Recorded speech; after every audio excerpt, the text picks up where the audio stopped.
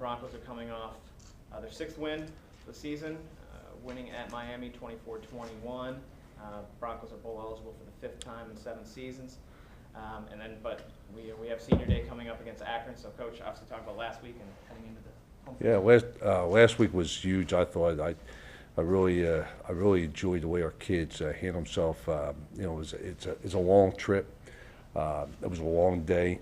We didn't play till 8 o'clock, and I thought our kids really hung in there and did a great job. I don't think we played as well offensively as we played the previous 2 weeks.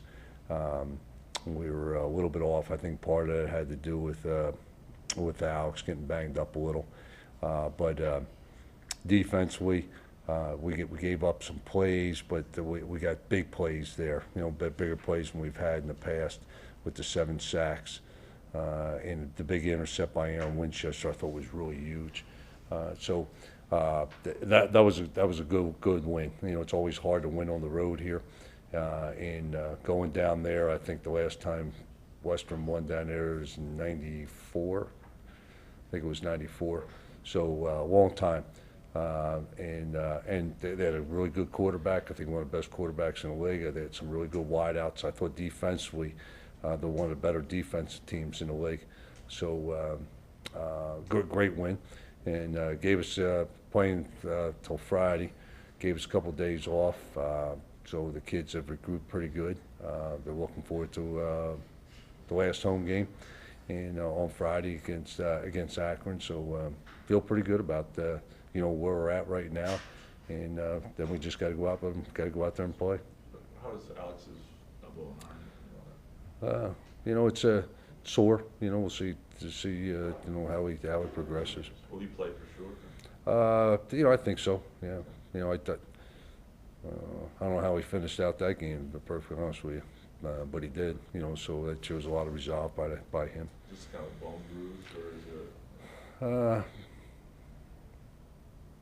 Yeah. Okay. When you're playing a team like Akron that struggled this year, that you beat handily a year ago, how do you avoid the natural human, tendency to maybe take them seriously?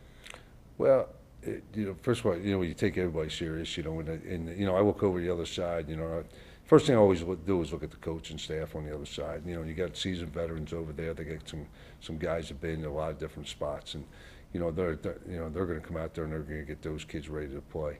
I think for us, I think it's senior day. I think our kids want to go out there on a high note. I think it's a lot of family will be here for our kids because of Thanksgiving weekend. So I think that will get our kids going, and then we want to finish off strong. I mean, it's just it's another opportunity for a game, and we got to go out there and we got to play well, because there could be other implications on the thing there too. So I don't have any issue. I love the way the kids are practicing. The kids are going out there and they're working hard, and they're fun to be around at this time of year. You don't feel like you have to go out there and badger them, and, to play hard and practice hard. We're not seeing that at all. Our kids there's a lot of enthusiasm going on in practice. Bill, when you say other implications, I'm sure probably referring to bowl considerations.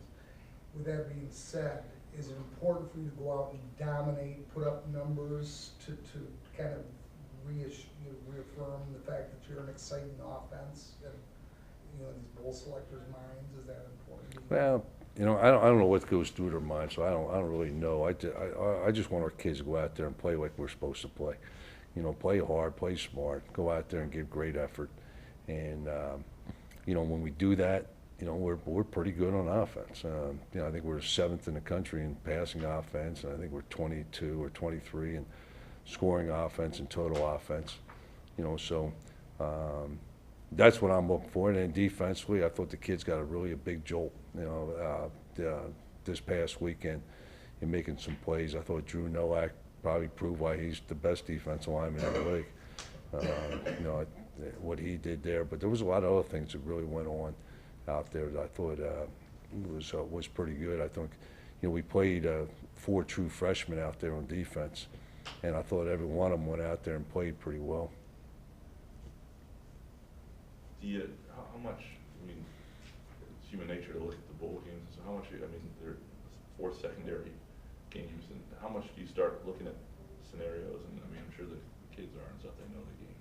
Yeah, I look at them, and you look at the bowl predictions, but, you know, a lot of times those guys don't look at what's on the rest of the schedule, and, you know, you go from there, and, then there's always that BCS, who's gonna be invited to there's 2 slots in there where you get there's 6 guaranteed, and then there's 2 at-large type BCS, well, where are they gonna pull them from?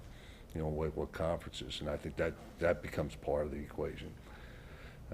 Then Miami decide not to go. Is anybody else going to decide not to go?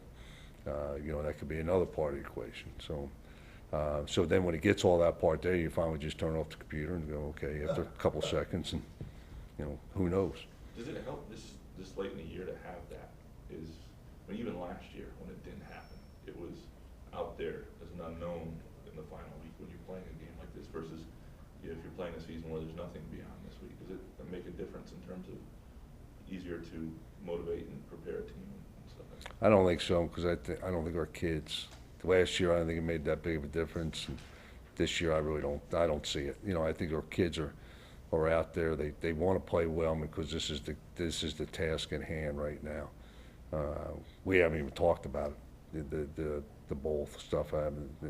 It's never even come up with the team. You talked about senior day a little bit, and I mean, Jordan White. I mean, he's been here for a few years. Yeah. Senior day is always, to me, is one of the most special things during the year, for a lot of reasons. Because of the kids, you've been with them for 5, in Jordan's case 6, where you've been there every step of the way on trying to help them out, and then to see the families there who are so, of course, they raised them, and you go into, I can remember every kid, every home visit, their visits here, and then from almost the first practice on. And when you do that and you get such a tight bond, because we're looking at these kids, a lot of times we're seeing these kids 2-3 hours a day for a lot of time during the year. So you become a big part of their lives. And so it's really emotional for me. I mean, there's a lot of kids that there's been a lot of vested interest in, where they come in there and they put a lot of faith in you. And, that's, I'll shed a lot of tears on Friday because of these kids. You talked about Jordan just a minute ago. What did you think of him being left off for being a finalist for the Bolivikoff? Yeah, I don't know what the qualifications are. If he doesn't meet them, I don't know what they are.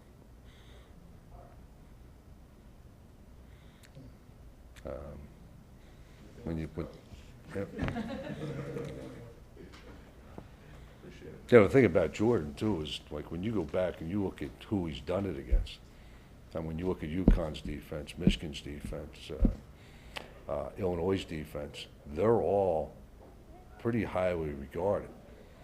So it's not like he's taking 20-some catches against the 108th defense. These defenses are pretty good, and I don't know what else you do. I mean, I would imagine we won't have another nominee ever, because if he don't make it, I mean, why are we wasting the ink?